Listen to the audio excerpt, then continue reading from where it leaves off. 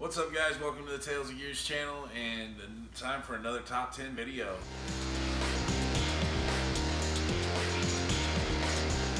Today we're doing villains, and hey, what makes a great villain? Is it staying power? Is it sympathy? Is it just batshit insanity? For this list, I do not have a one per franchise rule because certain franchises have given us multiple great villains. That's just how it is. Also, two villains that will not be appearing on this list are Bowser and Eggman. Sorry, Bowser's just trying to get laid. Eggman has a robot fetish. If this were an iconic villain list, they'd be 1 and 2. They're two of the most recognizable figures in gaming. Not the case with this one, alright? So starting at number 10, we have Dracula from the Castlevania series. He first graced our screens in 1987 in the original Castlevania. He is the bane of the Belmont family and, of course, the Lord of the Night. He's been resurrected throughout many of the Castlevania games. And what makes him a great villain, other than the fact that he has great staying power, is he's just an overall monster, a complete monster. He doesn't really have any motivation. He just is a slave to what he is. He's evolved so many times throughout games that his powers are never really consistent. He does have a few that have always been in the games, and I'm going to go ahead and just boil those down real quick.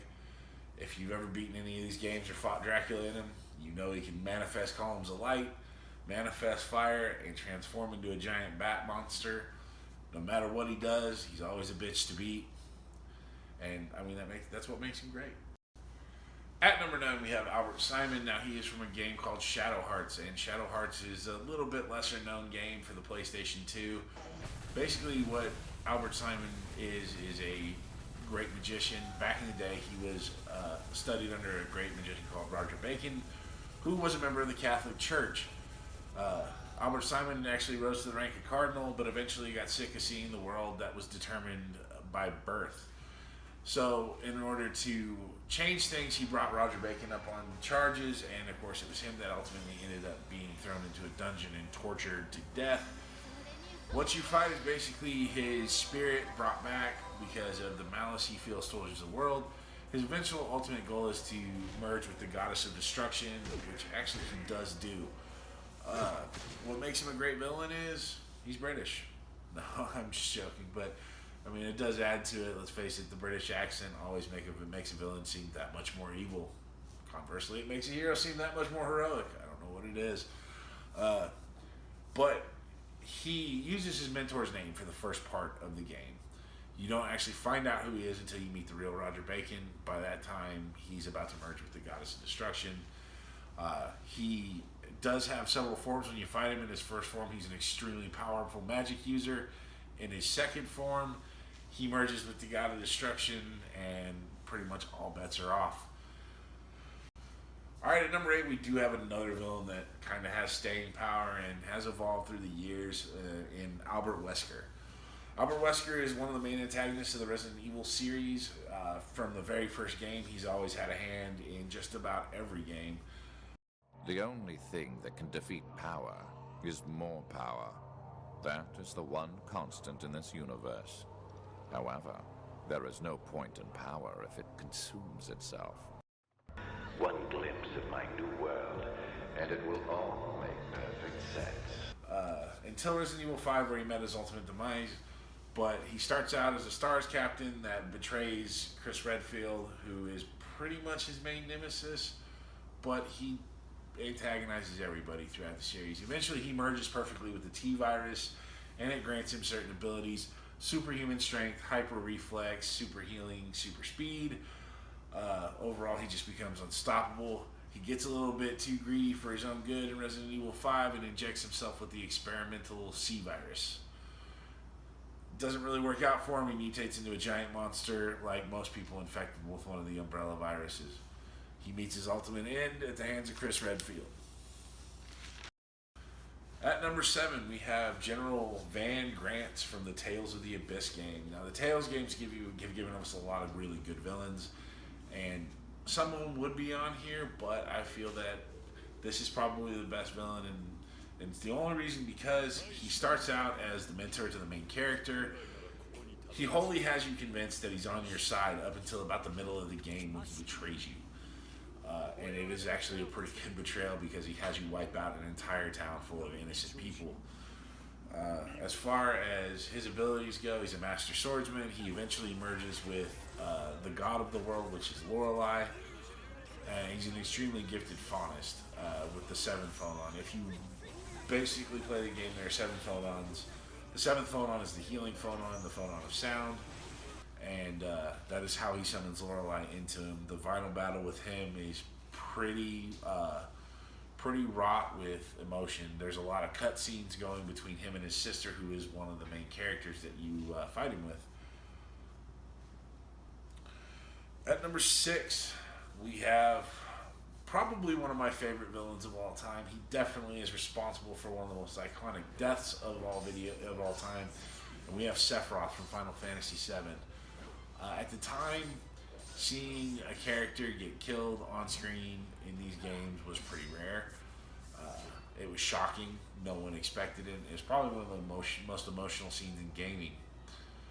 But what it boils down to is Sephiroth is I guess the base for the main character would be the best way to put it. Cloud Strife is a clone of Sephiroth, and Sephiroth was basically lied to his whole entire life, told his mother was an entity named Genova, which he thought was just a person. Turns out it's a giant alien from space. Sephiroth eventually burns down the hometown of the main character, Cloud, which results in his death when Cloud faces him.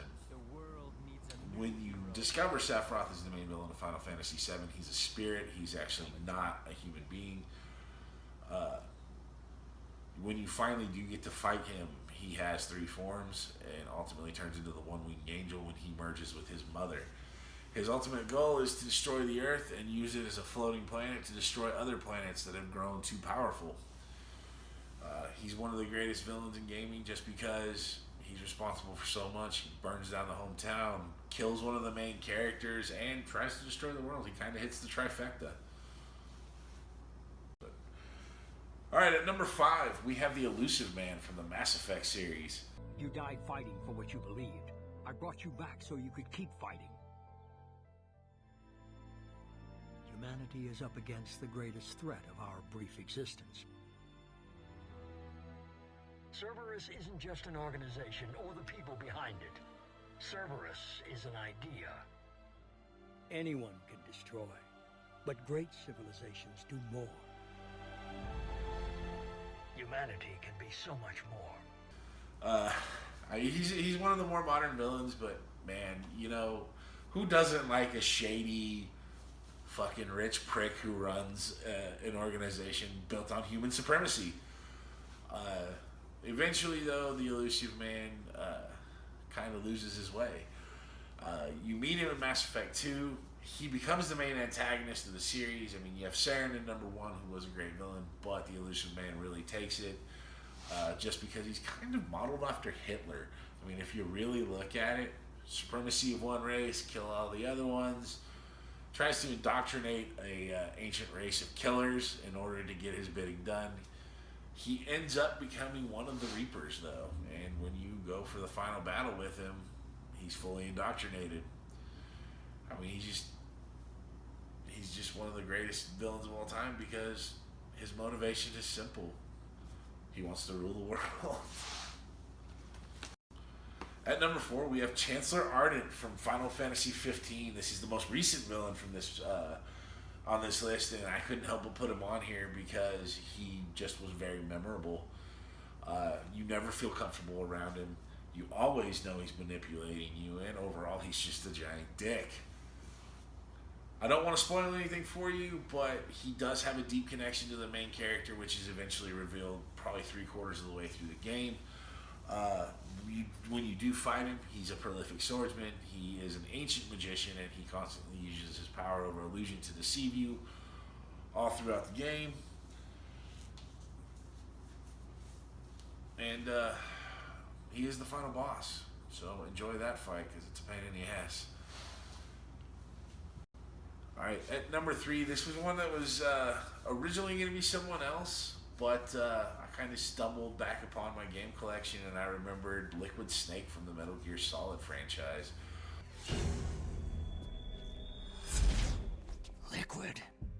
Also, Revolver Ocelot. They kind of become one and the same. Liquid eventually takes over his body.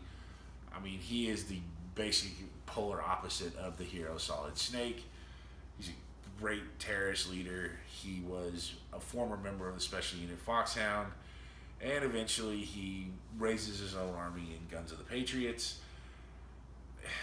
It's just, he's classic. And it's not a gunfight, it's not a car chase, it just boils down to hand-to-hand combat when you finally come down to it. And that's basically the way you face him in all games.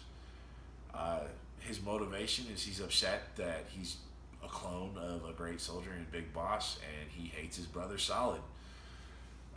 He's a great villain because he always seems to get your goat right up until the very end. He always has an answer for anything you're willing to do to try and stop him, and he always seems one step ahead. Alright, so at number 2, he just missed out being number 1. In my mind, he's the greatest villain of all time in the Final Fantasy franchises, and that's Kefka Palazzo. The reason he is the greatest villain is, of all the Final Fantasy villains that there are, he actually achieves his goal and destroys the world. He's completely batshit insane. He has no regard for human life. And God, that laugh.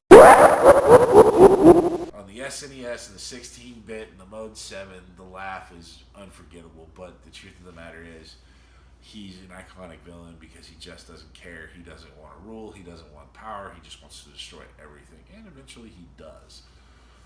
Not many villains achieve their ultimate goals like he did, and the final battle with him is a freaking nightmare. But when you beat him, it is the most satisfying feeling in the world, let me tell you.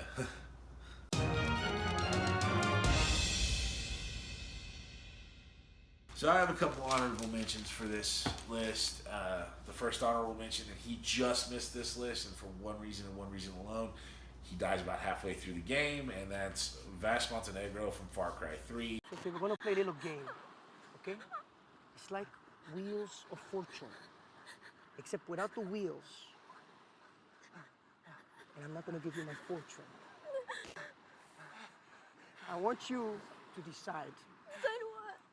Who deserves to die more? No. You lose points when you get taken out by a frat boy. I don't care how badass you are, you meet your end at the hands of him. Sorry, close, but not close enough. So my second honorable mention is Gladys from the Portal series. This great villain, stands out because basically taunts you the whole game. There she is. What a nasty piece of work she was, honestly. Like a proper maniac. Oh, it's you. You know her? It's been a long time. How have you been? I've been really busy being dead. And you can't wait to shut her up, and when you do, God, it's satisfying. I hold on to that feeling. And finally, the last honorable mention, another Final Fantasy villain just barely missed this list, and that's Sorceress Almatia from Final Fantasy VIII. Basically wants to compress space and time into one fluid thing so she can rule over all of it. Great final boss battle, but, you know, when it comes down to Final Fantasy villains, she's not quite as good as Sephiroth, Kefka, or Ardyn. And at number 1, I know I'm going to seem like a whore for doing this, but it's my list, so deal with it. And that is Ganondorf from The Legend of Zelda. When you talk about staying power, he's got it. He's the antagonist in almost every Legend of Zelda game. And I mean, he's just great because all it is a lust for power. That's all it is. He's trying to lock away the 7 deities that built the world and control the power of the Triforce. In every game, he wields one part of it. He wields the Triforce of Power, Zelda wields the Triforce of Wisdom, and Link wields the Triforce of Courage. He always succumbs to the hero of time. He has immense magical powers, and he's also a great swordsman, but I think the one thing that separates him from the other ones is eventually he turns into the mighty pig monster Ganon, which if you've ever beaten a Legend of Zelda game, you know is a nightmare fight. But my personal favorite appearance of Ganon is in Ocarina of Time.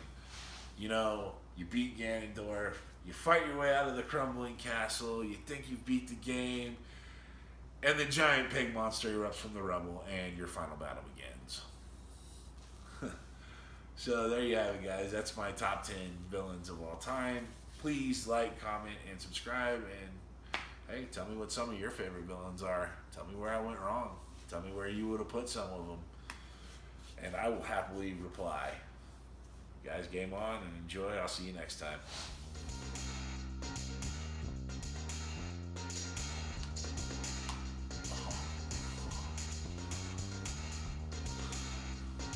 What?